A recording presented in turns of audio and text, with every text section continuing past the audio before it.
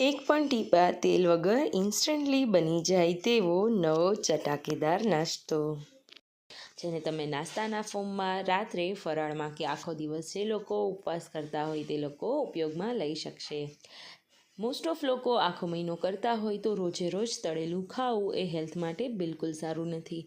તો આ રેસીપી એ લોકોને તો જરૂરથી શેર કરજો. અને હા, સારી લાગે તો ચેનલને સબસ્ક્રાઈબ કરી અને સવારે 10 વાગે મેં આજના દિવસની વાર્તા પણ પોસ્ટ કરેલી છે, તો એને પણ જરૂરથી સાંભળજો. તો ચલો શરૂ કરીએ ઇન્સ્ટન્ટલી બની જાય તેવી સાબુદાણાની છૂટી છૂટી ફરાળી વાનગી.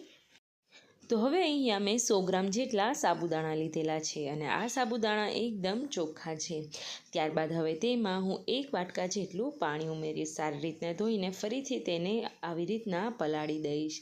અહીંયા સાબુદાણા ડૂબડૂબા રહે તેટલું પાણી ઉમેરીશું. હવે ઢાંકણ ઢાંકીને 2 કલાક માટે હું તેને રાખી દઈશ. તો ફ્રેન્ડ્સ, હવે 2 કલાક થઈ ગઈ છે અને તમે જુઓ છો એમ સાબુદાણા એકદમ ફૂલીને મોટા થઈ ગયા છે અને ઉપર સુધી બાઉલ ભરાઈ ગયું છે. જ્યારે તમે 2 જણા માટે બનાવતા હોય ત્યારે આટલી ક્વોન્ટિટી પરફેક્ટ છે. હવે આપણે અહીંયા બાફેલા બટેટાનો ઉપયોગ નથી કરવાના, પણ સાથે સાથે આમાં જ બાફી લઈશું. હવે એક ઢોકળિયાની પ્લેટને ગરમ કરી તેને તેલથી ગ્રીસ કરી લીધેલી. હવે એક બટેટાને તેમાં ઝીણા ઝીણા ટુકડા કરીને ઉમેરી દઈશ. બટેટા એકવાર 10 મિનિટ માટે ઢોકળિયું ઢાંકીને રાખી દેવાનું. હવે બટેટા થઈ જાય ત્યારબાદ એ સેમ બટેટાવાળી પ્લેટમાં જ આપણે બધા સાબુદાણા ઉમેરી દઈશું. સાબુદાણાને નોર્મલી કૂક થતાં 15 મિનિટ જેવો સમય લાગશે. તો આપણે ઢોકળિયામાં જ તેને હલાવીને પાછું ટોટલ 5-5 મિનિટના ગેપ પર 15 મિનિટ કૂક કરી લઈશું. હવે એકદમ સાબુદાણા જ્યારે ટ્રાન્સપરન્ટ થઈ જાય, કાચ જેવા આરપાર દેખાવા લાગે એટલે સમજવાનું કે આપણા સાબુદાણા સારી રીતના બફાઈ ગયા છે. જોયું ને ફ્રેન્ડ્સ, આ રેસીપીમાં આપણે એક પણ ટીપા તેલનો ઉપયોગ બિલકુલ નથી કરેલો. હવે એક મોટું બાઉલ લઈ આપણા બાફેલા સાબુદાણા અને બટેટાને તેમાં કાઢી લઈશું.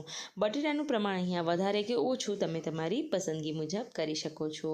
તો ચલો શરૂ કરીએ સાબુદાણાની છૂટી છૂટી એવી ચાટ, જેમાં 1 બાઉલ જેટલા ફરાળી ચેવડો, 1 બાઉલ દાડમ, 1 બાઉલ ઝીણી સમારેલી કોથમીર, 1 ચમચી લીલું મરચું સમારેલું, અડધી ચમચી ગરમ મસાલો, અડધી ચમચી ચાટ મસાલો, 1 ચમચી જેટલું ચટણી પાવડર, થોડું એવું મીઠું કારણ કે ચાટ મસાલો ઓલરેડી ખારો છે.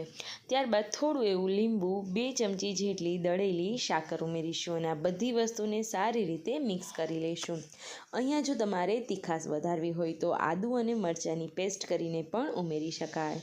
જો અહીંયા કલર તમારે લાલ વધારે પસંદ હોય તો અહીંયા ચટણી પાવડર થોડો એવો વધારે ઉપરથી ઉમેરી દેવાનો.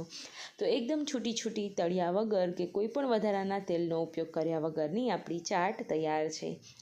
ફ્રેન્ડ્સ, આ ચાટને તમે ખજૂર આંબલીની ખાટી મીઠી ચટણી કે ગ્રીન ચટણી સાથે પણ ખાઈ શકો છો. તો છે ને એકદમ ઇઝી રેસીપી.